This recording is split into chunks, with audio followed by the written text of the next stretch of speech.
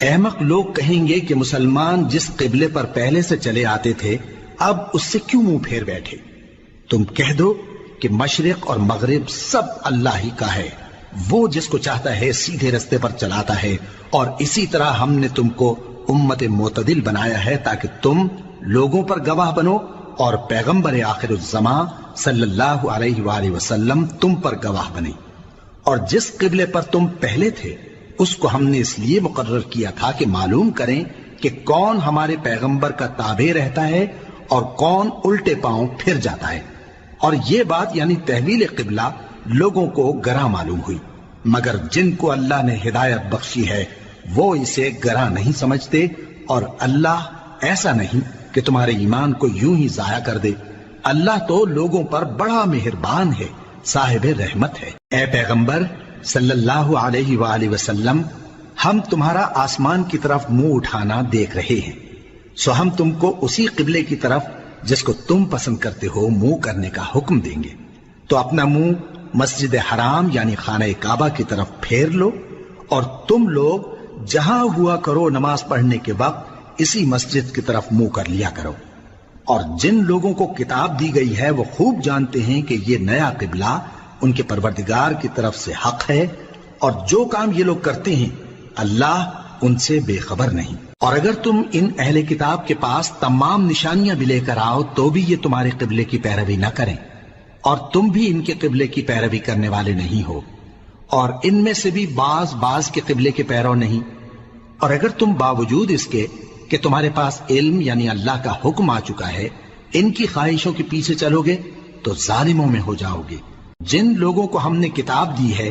وہ ان پیغمبر آخر الزماں صلی اللہ علیہ وآلہ وسلم کو اس طرح پہچانتے ہیں جس طرح اپنے بیٹوں کو پہچانا کرتے ہیں، مگر ایک فریق ان میں سے سچی بات کو جان بوجھ کر چھپا رہا ہے۔ اے پیغمبر صلی اللہ علیہ وآلہ وسلم، یہ نیا قبلہ تمہارے پروردگار کی طرف سے حق ہے، تو تم ہرگز شک کرنے والوں میں نہ ہونا، اور ہر ایک شخص کے لیے ایک سمت مقرر ہے جدھر وہ عبادت کے وقت منہ کیا کرتا ہے، تو تم نیکیوں میں سبقت حاصل کرو۔ تم جہاں ہوگے اللہ تم سب کو جمع کرے گا، بے شک اللہ ہر چیز پر قادر ہے۔ اور تم جہاں سے نکلو نماز میں اپنا منہ مسجد حرام کی طرف کر لیا کرو، بے شبہ یہ تمہارے پروردگار کی طرف سے حق ہے، اور تم لوگ جو کچھ کرتے ہو اللہ اس سے بے خبر نہیں۔ اور تم جہاں سے نکلو مسجد حرام کی طرف منہ کر کے نماز پڑھا کرو، اور مسلمانوں تم جہاں ہوا کرو اسی مسجد کی طرف رخ کیا کرو۔ یہ تاکید اس لیے کی گئی ہے کہ لوگ تم کو کسی طرح کا الزام نہ دے سکیں، مگر ان میں سے جو ظالم ہیں وہ الزام دیں تو دیں،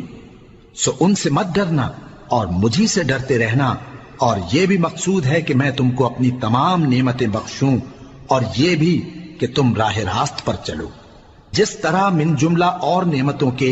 ہم نے تمہیں میں سے ایک رسول بھیجے ہیں جو تم کو ہماری آیتیں پڑھ پڑھ کر سناتے اور تمہیں پاک بناتے، اور کتاب یعنی قرآن اور دانائی سکھاتے ہیں، اور ایسی باتیں بتاتے ہیں جو تم پہلے نہیں جانتے تھے، سو تم مجھے یاد کیا کرو، میں تمہیں یاد کیا کروں گا، اور میرا احسان مانتے رہنا اور میری ناشکری نہ کرنا۔ اے ایمان والو، صبر اور نماز سے مدد لیا کرو، بے شک اللہ صبر کرنے والوں کے ساتھ ہے۔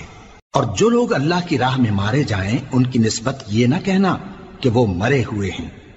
وہ مردہ نہیں بلکہ زندہ ہیں، لیکن تم کو شعور نہیں۔ اور ہم کسی قدر خوف اور بھوک اور مال اور جانوں اور میووں کے نقصان سے تمہاری آزمائش کریں گے، اور صبر کرنے والوں کو بشارت سنا دو کہ ان لوگوں پر جب کوئی مصیبت واقع ہوتی ہے تو کہتے ہیں کہ ہم اللہ ہی کا مال ہیں اور اسی کی طرف لوٹ کر جانے والے ہیں۔ یہی لوگ ہیں جن پر ان کے پروردگار کی عنایتیں ہیں اور خصوصی رحمت بھی ہے، اور یہی سیدھے رستے پر ہیں۔ بے شک کوہ صفا اور مروہ اللہ کی نشانیوں میں سے ہیں، تو جو شخص خانہ کعبہ کا حج یا عمرہ کرے اس پر کچھ گناہ نہیں کہ دونوں کے درمیان چکر لگائے، بلکہ یہ ایک نیک کام ہے، اور جو کوئی نیک کام کرے تو اللہ قدردان ہے، دانا ہے۔ جو لوگ ہمارے حکموں اور ہدایتوں کو جو ہم نے نازل کی ہیں کسی غرض فاسد سے چھپاتے ہیں، باوجود کہ ہم نے ان کو لوگوں کے سمجھانے کے لیے اپنی کتاب میں کھول کھول کر بیان کر دیا ہے۔ ایسوں پر اللہ اور تمام لعنت کرنے والے لعنت کرتے ہیں۔ ہاں، جو توبہ کرتے ہیں اور اپنی حالت درست کر لیتے ہیں اور احکام الہی کو صاف صاف بیان کر دیتے ہیں تو میں ان کے قصور معاف کر دیتا ہوں، اور میں بڑا معاف کرنے والا بڑا مہربان ہوں۔ جو لوگ کافر ہوئے اور کافر ہی مرے، ایسوں پر اللہ کی اور فرشتوں کی اور انسانوں کی سب کی لعنت، وہ ہمیشہ اسی لعنت میں گرفتار رہیں گے۔ ان سے نہ تو عذاب ہلکا ہی کیا جائے گا اور نہ انہیں کچھ مہلت ملے گی۔ اور لوگوں، تمہارا معبود ایک ہی معبود ہے، اس بڑے مہربان اور رحم والے کے سوا کوئی عبادت کے لائق نہیں۔ بے شک آسمانوں اور زمین کے پیدا کرنے میں اور رات اور دن کے ایک دوسرے کے پیچھے آنے جانے میں اور کشتیوں اور جہازوں میں جو سمندر میں لوگوں کے فائدے کے لیے رواں ہیں، اور میں جس کو اللہ آسمان سے برساتا اور اس سے زمین کو اس کے مردہ ہو جانے کے بعد زندہ یعنی خشک ہو جانے کے بعد سرسبز کر دیتا ہے، اور زمین پر ہر قسم کے جانور پھیلانے میں اور ہواؤں کے چلانے میں اور بادلوں میں جو آسمان اور زمین کے درمیان گھرے رہتے ہیں، عقل مندوں کے لیے اللہ کی قدرت کی نشانیاں ہیں۔ اور بعض لوگ ایسے ہیں جو غیر اللہ کو اللہ کا شریک بناتے اور ان سے اللہ کی سی محبت کرتے ہیں، لیکن جو ایمان والے ہیں وہ تو اللہ ہی کے سب سے زیادہ دوست دار ہیں۔ اور اے کاش ظالم لوگ جو بات عذاب کے وقت دیکھیں گے اب دیکھ لیتے کہ سب طرح کی طاقت اللہ ہی کو ہے، اور یہ کہ اللہ سخت عذاب کرنے والا ہے۔ اس دن کفر کے پیشوا اپنے پیروں سے بیزاری ظاہر کریں گے اور دونوں عذاب الہی دیکھ لیں گے اور ان کے آپس کے تعلقات منقطع ہو جائیں گے۔ یہ حال دیکھ کر پیروی کرنے والے حسرت سے کہیں گے کہ اے کاش ہمیں پھر دنیا میں جانا نصیب ہو، تاکہ جس طرح یہ ہم سے بیزار ہو رہے ہیں اسی طرح ہم بھی ان سے بیزار ہوں۔ اس طرح اللہ ان کے اعمال حسرت بنا کر دکھائے گا اور وہ دوزخ سے نکل نہیں سکیں گے۔ لوگوں، جو چیزیں زمین میں حلال طیب ہیں وہ کھاؤ، اور شیطان کے قدموں پر نہ چلو، وہ تمہارا کھلا دشمن ہے۔ وہ تو تم کو برائی اور بے حیائی ہی کے کام کرنے کو کہتا ہے، اور یہ بھی کہ اللہ کی نسبت ایسی باتیں کہو جن کا تمہیں کچھ بھی علم نہیں۔ اور جب ان لوگوں سے کہا جاتا ہے کہ جو کتاب اللہ نے نازل فرمائی ہے اس کی پیروی کرو، تو کہتے ہیں نہیں، بلکہ ہم تو اسی چیز کی پیروی کریں گے جس پر ہم نے اپنے باپ دادا کو پایا۔ بھلا اگرچہ ان کے باپ دادا نہ کچھ سمجھتے ہوں اور نہ سیدھے رستے پر ہوں، تب بھی وہ انہی کی تقلید کیے جائیں گے۔ جو لوگ کافر ہیں ان کی مثال اس شخص کی سی ہے جو کسی ایسی چیز کو آواز دے جو پکار اور آواز کے سوا کچھ سن نہ سکے۔ یہ بہرے ہیں،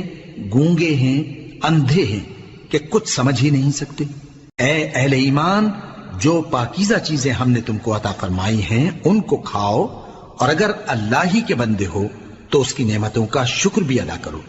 اس نے تو تم پر بس مرا ہوا جانور اور لہو اور سور کا گوشت اور جس چیز پر اللہ کے سوا کسی اور کا نام پکارا جائے حرام کر دیا ہے۔ ہاں، جو مجبور ہو جائے بشرطے کہ اللہ کی نافرمانی نہ کرے اور حد ضرورت سے باہر نہ نکل جائے، اس پر کچھ گناہ نہیں۔ بے شک اللہ بخشنے والا ہے، رحم کرنے والا ہے۔ جو لوگ اللہ کی کتاب سے ان آیتوں اور ہدایتوں کو جو اس نے نازل فرمائی ہیں چھپاتے اور ان کے بدلے تھوڑی سی قیمت یعنی دنیاوی منفعت حاصل کرتے ہیں، وہ اپنے پیٹوں میں محض آگ بھرتے ہیں۔ ایسے لوگوں سے اللہ قیامت کے دن نہ کلام کرے گا اور نہ ان کو گناہوں سے پاک کرے گا، اور ان کے لیے دکھ دینے والا عذاب ہے۔ یہ وہ لوگ ہیں جنہوں نے ہدایت چھوڑ کر گمراہی اور بخشش چھوڑ کر عذاب خرید لیا۔ یہ آتش جہنم کی کیسی برداشت کرنے والے ہیں۔ یہ اس لیے کہ اللہ نے کتاب سچائی کے ساتھ نازل فرمائی، اور جن لوگوں نے اس کتاب میں اختلاف کیا وہ ضد میں آ کر نیکی سے دور ہو گئے ہیں۔ نیکی یہی نہیں کہ تم مشرق و مغرب کو قبلہ سمجھ کر ان کی طرف منہ کر لو، بلکہ نیکی یہ ہے کہ لوگ اللہ پر اور روز آخر پر اور فرشتوں پر اور اللہ کی کتاب پر اور پیغمبروں پر ایمان لائیں، اور مال باوجود عزیز رکھنے کے رشتہ داروں اور یتیموں اور محتاجوں اور مسافروں اور مانگنے والوں کو دیں، اور گردنوں کے چھڑانے میں خرچ کریں، اور نماز پڑھیں اور زکات دیں، اور جب عہد کر لیں تو اس کو پورا کریں، اور سختی اور تکلیف میں اور جنگ کے وقت ثابت قدم رہیں۔ یہی لوگ ہیں جو ایمان میں سچے ہیں، اور یہی ہیں جو اللہ سے ڈرنے والے ہیں۔ مومنوں، تم کو مقتولوں کے بارے میں قصاص یعنی خون کے بدلے خون کا حکم دیا جاتا ہے، اس طرح پر کہ آزاد کے بدلے آزاد مارا جائے، اور غلام کے بدلے غلام، اور عورت کے بدلے عورت۔ اور اگر قاتل کو اس کے مقتول بھائی کے قصاص میں سے کچھ معاف کر دیا جائے تو وارث مقتول کو پسندیدہ طریق سے قرارداد کی پیروی یعنی مطالبہ خون بہا کرنا اور قاتل کو خوشخوئی کے ساتھ ادا کرنا چاہیے۔ یہ تمہارے پروردگار کی طرف سے تمہارے لیے آسانی اور مہربانی ہے۔ اب جو اس کے بعد زیادتی کرے اس کے لیے دکھ کا عذاب ہے۔ اور اے اہل عقل، حکم قصاص میں تمہاری زندگانی ہے کہ تم قتل و خونریزی سے بچو۔ تم پر فرض کیا جاتا ہے کہ جب تم میں سے کسی کو موت کا وقت آ جائے تو اگر وہ کچھ مال چھوڑ جانے والا ہو تو ماں باپ اور رشتہ داروں کے لیے دستور کے مطابق وصیت کر جائے۔ اللہ سے ڈرنے والوں پر یہ ایک حق ہے۔ پھر جو شخص وصیت کو سننے کے بعد اس کو بدل ڈالے تو اس کے بدلنے کا گناہ انہی لوگوں پر ہے جو اس کو بدلیں، اور بے شک اللہ سنتا جانتا ہے۔ اب اگر کسی کو وصیت کرنے والے کی طرف سے کسی وارث کی طرفداری یا حق تلفی کا اندیشہ ہو تو اگر وہ وصیت کو بدل کر وارثوں میں صلح کرا دے تو اس پر کچھ گناہ نہیں، بے شک اللہ بخشنے والا ہے، رحم والا ہے۔ مومنوں، تم پر روزے فرض کیے گئے ہیں جس طرح تم سے پہلے لوگوں پر فرض کیے گئے تھے تاکہ تم پرہیزگار بنو۔ روزوں کے دن گنتی کے چند روز ہیں، تو جو شخص تم میں سے بیمار ہو یا سفر میں ہو تو دوسرے دنوں میں روزوں کا شمار پورا کر لے۔ اور جو لوگ روزہ رکھنے کی طاقت رکھیں لیکن رکھیں نہیں، وہ روزے کے بدلے محتاج کو کھانا کھلا دیں۔ اور جو کوئی اپنی مرضی سے زیادہ نیکی کرے تو اس کے حق میں زیادہ اچھا ہے، اور اگر سمجھو تو روزہ رکھنا ہی تمہارے حق میں بہتر ہے۔ روزوں کا مہینہ رمضان کا مہینہ ہے جس میں قرآن اول نازل ہوا، جو لوگوں کا رہنما ہے اور جس میں ہدایت کی کھلی نشانیاں ہیں، اور جو حق و باطل کو الگ الگ کرنے والا ہے۔ تو جو کوئی تم میں سے اس مہینے میں موجود ہو چاہیے کہ پورے مہینے کے روزے رکھے، اور جو بیمار ہو یا سفر میں ہو تو دوسرے دنوں میں روزے رکھ کر ان کا شمار پورا کر لے۔ اللہ تمہارے حق میں آسانی چاہتا ہے اور سختی نہیں چاہتا، اور یہ آسانی کا حکم اس لیے دیا گیا ہے کہ تم روزوں کا شمار پورا کر لو، اور اس احسان کے بدلے کہ اللہ نے تم کو ہدایت بخشی ہے تم اس کو بزرگی سے یاد کرو اور اس کا شکر کرو۔ اور اے پیغمبر، جب تم سے میرے بندے میرے بارے میں دریافت کریں تو انہیں معلوم ہو کہ میں تو تمہارے پاس ہی ہوں۔ جب کوئی پکارنے والا مجھے پکارتا ہے تو میں اس کی دعا قبول کرتا ہوں، تو ان کو چاہیے کہ میرے حکموں کو مانیں اور مجھ پر ایمان رکھیں تاکہ نیک رستہ پائیں۔ روزوں کی راتوں میں تمہارے لیے اپنی عورتوں کے پاس جانا جائز کر دیا گیا ہے، وہ تمہاری پوشاک ہیں اور تم ان کی پوشاک ہو۔ اللہ کو معلوم ہے کہ تم ان کے پاس جانے سے اپنے حق میں خیانت کرتے تھے، سو اس نے تم پر مہربانی کی اور تمہاری حرکات سے درگزر فرمائی، تو اب تم کو اختیار ہے کہ ان سے مباشرت کرو۔ اور اللہ نے جو چیز تمہارے لیے لکھ رکھی ہے یعنی اولاد، اس کو اللہ سے طلب کرو اور کھاؤ اور پیو، یہاں تک کہ صبح کی سفید دھاری رات کی سیاہ دھاری سے الگ نظر آنے لگے، پھر روزہ رکھ کر رات تک پورا کرو۔ اور جب تم مسجدوں میں اعتکاف بیٹھتے ہو تو ان سے مباشرت نہ کرو، یہ اللہ کی حدیں ہیں، ان کے پاس نہ جانا۔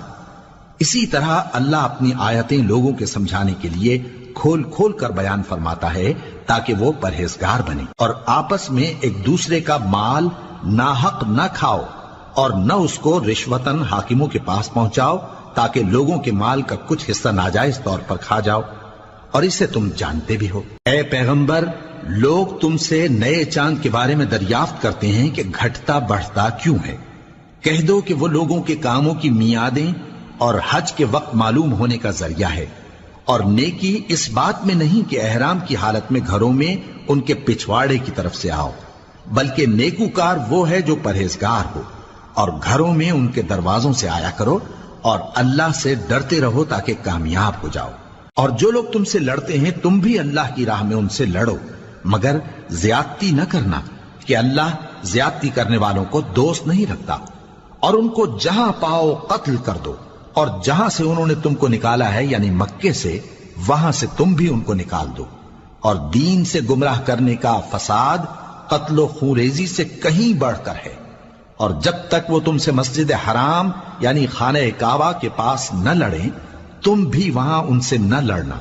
ہاں اگر وہ تم سے لڑیں تو تم ان کو قتل کر ڈالو، کافروں کی یہی سزا ہے۔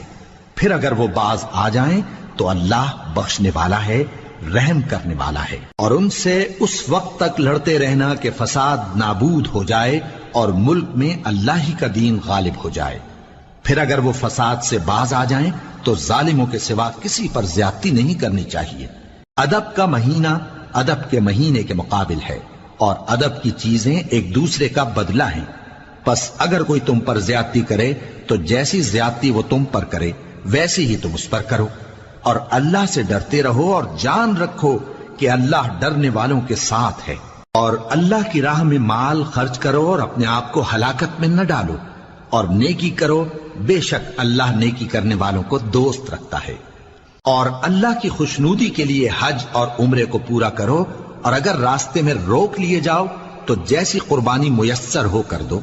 اور جب تک قربانی اپنے مقام پر نہ پہنچ جائے سر نہ منڈاؤ۔ اور اگر کوئی تم میں بیمار ہو یا اس کے سر میں کسی طرح کی تکلیف ہو تو اگر وہ سر منڈا لے تو اس کے بدلے روزے رکھے یا صدقہ دے یا قربانی کرے۔ پھر جب تکلیف دور ہو کر تم مطمئن ہو جاؤ تو جو تم میں حج کے وقت تک عمرے سے فائدہ اٹھانا چاہے وہ جیسی قربانی میسر ہو کرے، اور جس کو قربانی نہ ملے وہ 3 روزے ایام حج میں رکھے اور 7 جب واپس ہو، یہ پورے 10 ہوئے۔ یہ حکم اس شخص کے لیے ہے جس کے اہل و عیال مکے میں نہ رہتے ہوں۔ اور اللہ سے ڈرتے رہو اور جان رکھو کہ اللہ سخت عذاب دینے والا ہے۔ حج کے مہینے معین ہیں جو معلوم ہیں، تو جو شخص ان مہینوں میں حج کی نیت کر لے تو حج کے دنوں میں نہ عورتوں سے اختلاط کرے، نہ کوئی برا کام کرے اور نہ کسی سے جھگڑے۔ اور جو نیک کام تم کرو گے وہ اللہ کو معلوم ہو جائے گا۔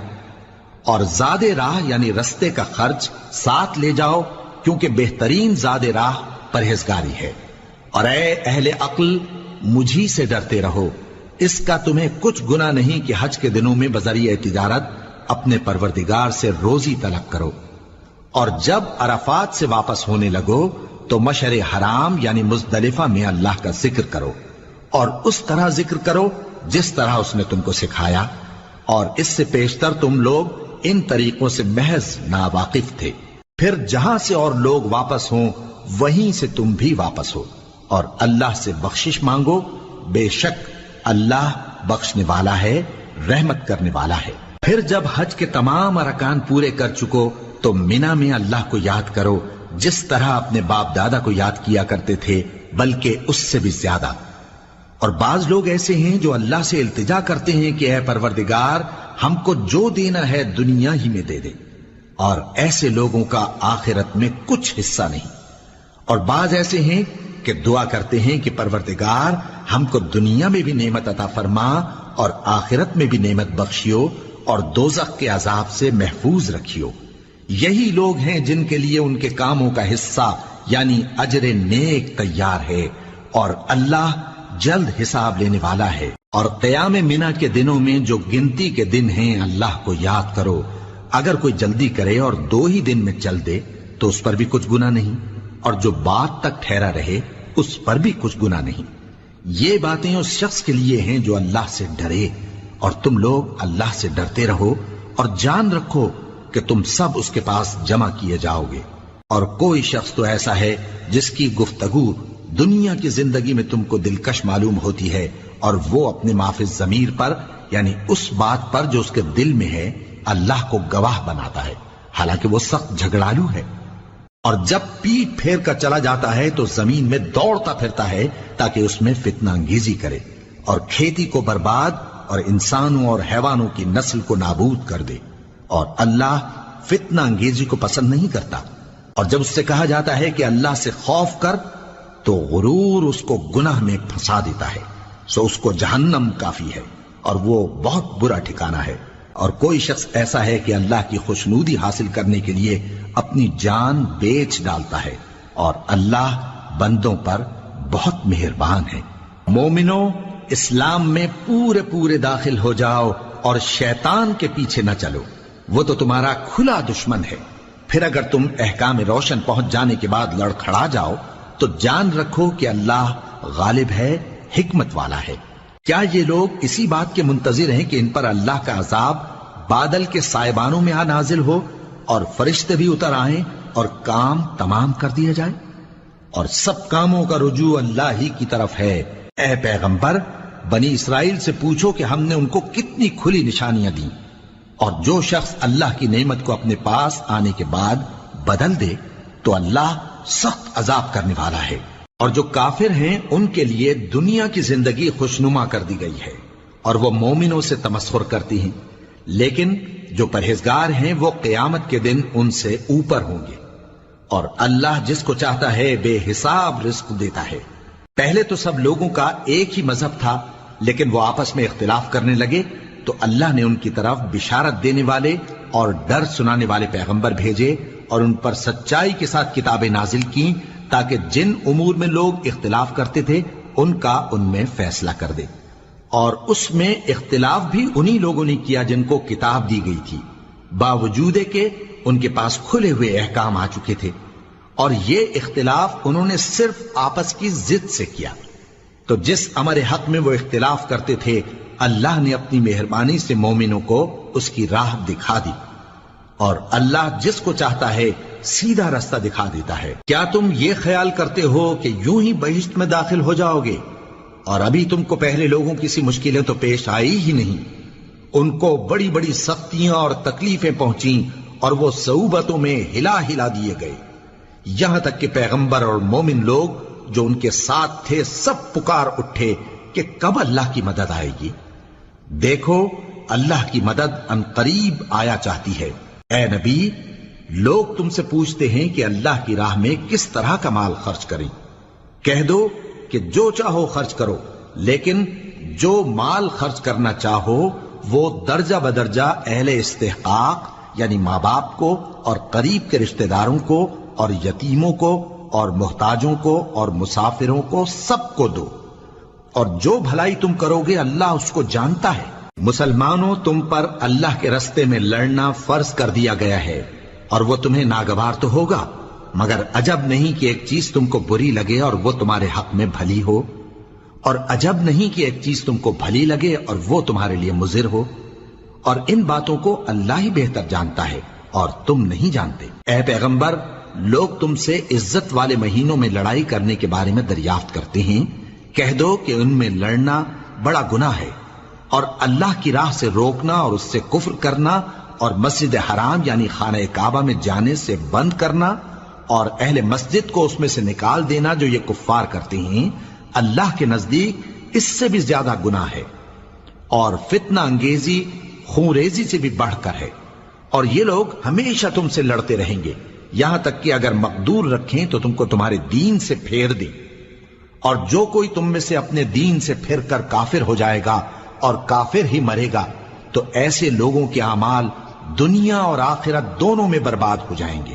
اور یہی لوگ دوزخ میں جانے والے ہیں جس میں ہمیشہ رہیں گے۔ جو لوگ ایمان لائے اور اللہ کے لیے وطن چھوڑ گئے اور کفار سے جنگ کرتے رہے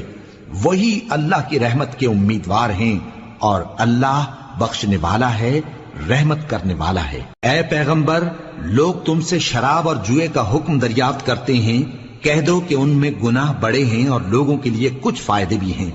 مگر ان کے گناہ فائدوں سے کہیں زیادہ ہیں۔ اور یہ بھی تم سے پوچھتے ہیں کہ اللہ کی راہ میں کون سا مال خرچ کریں، کہہ دو کہ جو ضرورت سے زیادہ ہو۔ اس طرح اللہ تمہارے لیے اپنے احکام کھول کھول کر بیان فرماتا ہے تاکہ تم سوچو، یعنی دنیا اور آخرت کی باتوں میں غور کرو۔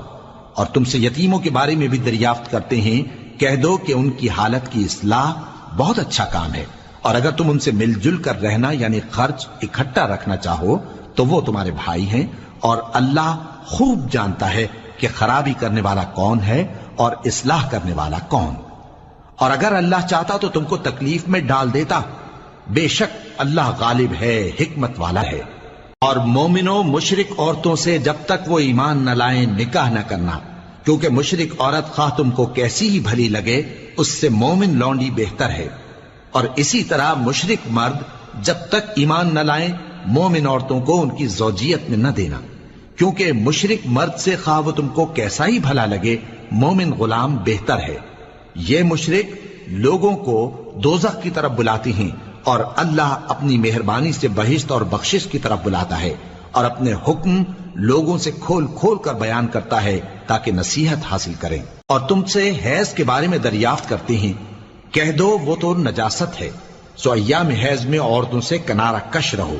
اور جب تک وہ پاک نہ ہو جائیں ان سے مقاربت نہ کرو۔ ہاں جب وہ پاک ہو جائیں تو جس طریق سے اللہ نے تمہیں ارشاد فرمایا ہے ان کے پاس جاؤ، کچھ شک نہیں کہ اللہ توبہ کرنے والوں اور پاک صاف رہنے والوں کو دوست رکھتا ہے۔ تمہاری عورتیں تمہاری کھیتی ہیں، تو اپنی کھیتی میں جس طرح چاہو جاؤ، اور اپنے لیے نیک عمل آگے بھیجو، اور اللہ سے ڈرتے رہو، اور جان رکھو کہ ایک دن تمہیں اس کے روبرو حاضر ہونا ہے۔ اور اے پیغمبر ایمان والوں کو بشارت سنا دو، اور اللہ کے نام کو اس بات کا ہیلا نہ بنانا کہ اس کی قسمیں کھا کھا کر سلوک کرنے اور پرہیزگاری کرنے اور لوگوں میں صلح و سازگاری کرانے سے رک جاؤ، اور اللہ سب کچھ سنتا ہے جانتا ہے۔ اللہ تمہاری لغو قسموں پر تم سے مواخذہ نہیں کرے گا، لیکن جو قسمیں تم قصد دلی سے کھاؤ گے ان پر مواخذہ کرے گا، اور اللہ بخشنے والا ہے بردبار ہے۔ جو لوگ اپنی عورتوں کے پاس جانے کی قسم کھا لیں ان کو 4 مہینے تک انتظار کرنا چاہیے۔ اگر اس عرصے میں قسم سے رجوع کر لیں تو اللہ بخشنے والا ہے، مہربان ہے، اور اگر طلاق کا ارادہ کر لیں تو بھی اللہ سنتا ہے جانتا ہے۔ اور طلاق والی عورتیں 3 حیض تک اپنے تئیں روکے رہیں، اور اگر وہ اللہ اور روز قیامت پر ایمان رکھتی ہیں تو ان کو جائز نہیں کہ اللہ نے جو کچھ ان کے شکم میں پیدا کیا ہے اس کو چھپائیں، اور ان کے خاوند اگر پھر موافقت چاہیں تو اس مدت میں وہ ان کو اپنی زوجیت میں لے لینے کے زیادہ حقدار ہیں۔ اور عورتوں کا حق مردوں پر ویسا ہی ہے جیسے دستور کے مطابق مردوں کا حق عورتوں پر ہے، البتہ مردوں کو عورتوں پر 1 درجہ فضیلت ہے، اور اللہ غالب ہے، صاحب حکمت ہے۔ طلاق صرف 2 بار ہے، یعنی جب 2 دفعہ طلاق دے دی جائے تو پھر عورتوں کو یا تو بطریق شائستہ نکاح میں رہنے دینا ہے یا بھلائی کے ساتھ چھوڑ دینا، اور یہ جائز نہیں کہ جو مہر تم ان کو دے چکے ہو اس میں سے کچھ واپس لے لو۔ ہاں اگر زن و شوہر کو خوف ہو کہ وہ اللہ کی حدوں کو قائم نہیں رکھ سکیں گے تو اگر عورت خاوند کے ہاتھ سے رہائی پانے کے بدلے میں کچھ دے ڈالے تو دونوں پر کچھ گناہ نہیں۔ یہ اللہ کی مقرر کی ہوئی حدیں ہیں، ان سے باہر نہ نکلنا، اور جو لوگ اللہ کی حدوں سے باہر نکل جائیں گے وہ گناہگار ہوں گے۔ پھر اگر شوہر 2 طلاقوں کے بعد تیسری طلاق عورت کو دے دے تو اس کے بعد جب تک عورت کسی دوسرے شخص سے نکاح نہ کر لے اس پہلے شوہر پر حلال نہ ہوگی۔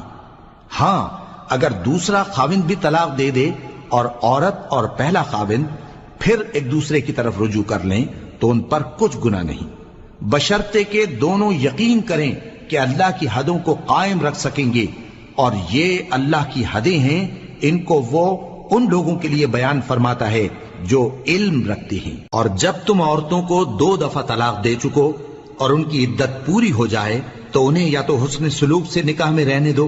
یا بطریق شائستہ رخصت کر دو، اور اس نیت سے ان کو نکاح میں نہ رہنے دینا چاہیے کہ انہیں تکلیف دو اور ان پر زیادتی کرو، اور جو ایسا کرے گا وہ اپنا ہی نقصان کرے گا۔ اور اللہ کے احکام کو ہنسی اور کھیل نہ بناؤ، اور اللہ نے تم کو جو نعمتیں بخشی ہیں اور تم پر جو کتاب اور دانائی کی باتیں نازل کی ہیں جن سے وہ تمہیں نصیحت فرماتا ہے ان کو یاد کرو، اور اللہ سے ڈرتے رہو، اور جان رکھو کہ اللہ ہر چیز سے واقف ہے۔ اور جب تم عورتوں کو طلاق دے چکو اور ان کی عدت پوری ہو جائے تو ان کو اپنے شوہروں کے ساتھ جب وہ آپس میں جائز طور پر راضی ہو جائیں نکاح کرنے سے مت روکو۔ اس حکم سے اس شخص کو نصیحت کی جاتی ہے جو تم میں اللہ اور روز آخر پر یقین رکھتا ہے، یہ تمہارے لیے نہایت خوب اور بہت پاکیزگی کی بات ہے،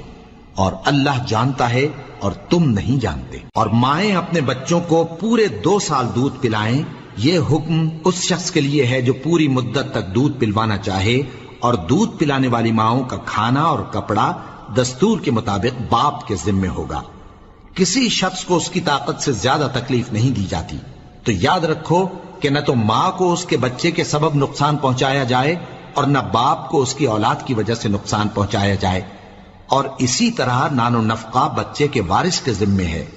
اور اگر دونوں یعنی ماں باپ آپس کی رضامندی اور صلاح سے بچے کا دودھ چھڑانا چاہیں تو ان پر کچھ گناہ نہیں، اور اگر تم اپنی اولاد کو دودھ پلوانا چاہو تو تم پر کچھ گناہ نہیں، بشرطے کہ تم دودھ پلانے والیوں کو دستور کے مطابق ان کا حق جو تم نے دینا کیا تھا دے دو، اور اللہ سے ڈرتے رہو اور جان رکھو کہ جو کچھ تم کرتے ہو اللہ اس کو دیکھ رہا ہے۔ اور جو لوگ تم میں سے مر جائیں اور عورتیں چھوڑ جائیں تو وہ عورتیں 4 مہینے اور 10 دن اپنے آپ کو روکے رہیں، اور جب یہ عدت پوری کر چکیں اور اپنے حق میں پسندیدہ کام یعنی نکاح کر لیں تو تم پر کچھ گناہ نہیں،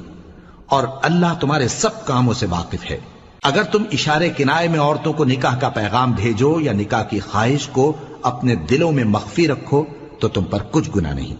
اللہ کو معلوم ہے کہ تم ان سے نکاح کا ذکر کرو گے، مگر ایام عدت میں اس کے سوا کے دستور کے مطابق کوئی بات کہہ دو، پوشیدہ طور پر ان سے قول و قرار نہ کرنا، اور جب تک عدت پوری نہ ہو لے نکاح کا پختہ ارادہ نہ کرنا، اور جان رکھو کہ جو کچھ تمہارے دلوں میں ہے اللہ کو سب معلوم ہے، تو اس سے ڈرتے رہو اور جان رکھو کہ اللہ بخشنے والا ہے، حلم والا ہے۔ اور اگر تم عورتوں کو ان کے پاس جانے یا ان کا مہر مقرر کرنے سے پہلے طلاق دے دو تو تم پر کچھ گناہ نہیں، ہاں ان کو دستور کے مطابق کچھ خرچ ضرور دو، یعنی مقدور والا اپنے مقدور کے مطابق دے اور تنگ دست اپنی حیثیت کے مطابق۔ نیک لوگوں پر یہ ایک طرح کا حق ہے۔ اور اگر تم عورتوں کو ان کے پاس جانے سے پہلے طلاق دے دو لیکن مہر مقرر کر چکے ہو تو آدھا مہر دینا ہوگا۔ ہاں اگر عورتیں مہر بخش دیں یا مرد جن کے ہاتھ میں عقد نکاح ہے اپنا حق چھوڑ دیں اور پورا مہر دے دیں تو ان کو اختیار ہے۔ اور اگر تم مرد لوگ ہی اپنا حق چھوڑ دو تو یہ پرہیزگاری کی بات ہے، اور آپس میں بھلائی کرنے کو فراموش نہ کرنا۔ کچھ شک نہیں کہ اللہ تمہارے سب کاموں کو دیکھ رہا ہے۔ مسلمانوں، سب نمازیں خصوصاً بیچ کی نماز یعنی نماز عصر